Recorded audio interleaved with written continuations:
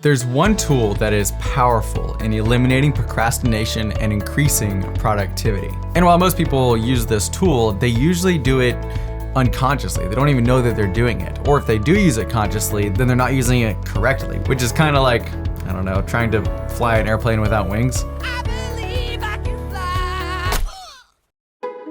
If you've ever had a doctor's appointment, scheduled a meeting, or impulsively bought a gym training session, you've used this tool. It's called a commitment device. Simply put, a commitment device is a choice you make in the present that controls your behavior in the future. In fact, a very prolific author in the 1800s named Victor Hugo used a uniquely absurd method of a commitment device, but more on that later. And what this does is it locks your future self into following through on this behavior, because present Austin would love to work out and get super buff and fit and awesome, but future Austin, he hasn't really caught the memo. And this is called time inconsistency, and it's when our brain values long-term benefits when they're in the future, but when it actually comes to the present, we want instant gratification. So we can plan all these amazing things for ourselves and have great intentions, but we're planning them for our future self. And when we actually get there,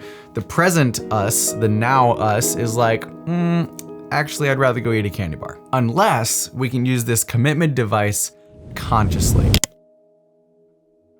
Perhaps one of the most prolific authors of his time, Victor Hugo was actually quite a procrastinator until he did this. Let's back up and look at the tipping point when Hugo went from master procrastinator to insanely productive. 1830, Victor Hugo was facing an impossible deadline. 12 months earlier, the French author had promised his publisher a new book. But instead of writing, he had spent that year pursuing other projects, entertaining guests, and delaying his work. Sound familiar? As you can imagine, Hugo's publisher wasn't exactly pleased, and he responded by setting the deadline 6 months away. This new book had to be finished by February of 1831. Victor Hugo versus impossible deadline. And this is where Hugo concocted a very strange plan to beat his procrastination. Commitment device inbound. What he did is he took all of his clothes and took them and gave them to his assistant, and then told his assistant to lock them in a giant chest,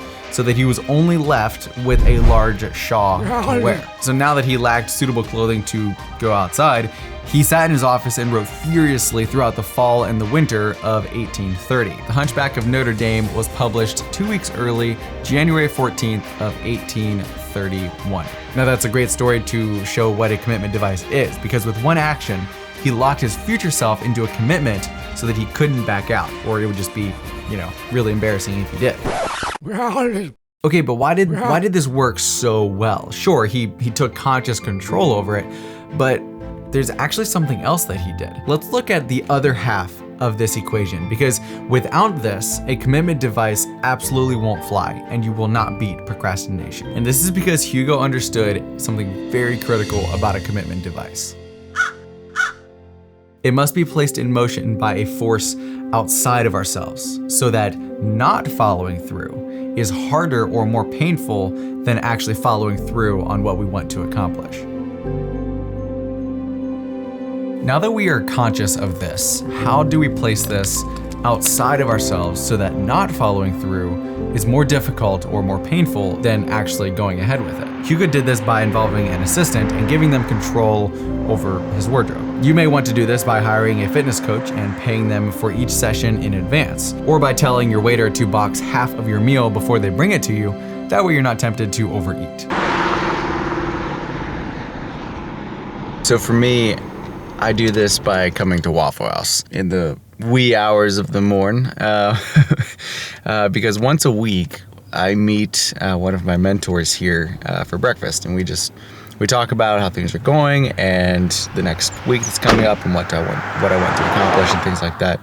And it's great because I know that if I tell him something, that I'm gonna do or that I want to do, I know that he'll check in with me and he'll hound me throughout the week and say, hey, are you doing this? Are you following through? It's great because he holds me to my word, and he makes sure that I that I follow through. And sometimes it's because I'm procrastinating, other times I just forget, and it's great to have someone to hold me accountable. But the other side of this and this is actually where most of this video was born, is as I use this all the time throughout the week, where I'll call him throughout the week and just be like, hey, you know what? Like, I'm really slumped right now. Like, I'm slacking majorly. So, and then I'll lay out a plan of what I know that I should do.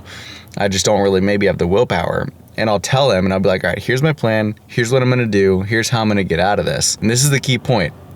That's great. That's the consciousness. That's the awareness of it. But the key point is then doing it correctly. And so what I'll do is I'll say, if you don't hear from me, whether by text or phone or whatever, in about 10 minutes saying that, hey, I'm over it, I moved on, I'm working again, then I want you to call me. Because I know that if I don't get out of it on my own in those 10 minutes, like bang, he's gonna call me and he's gonna be like, hey, what's going on?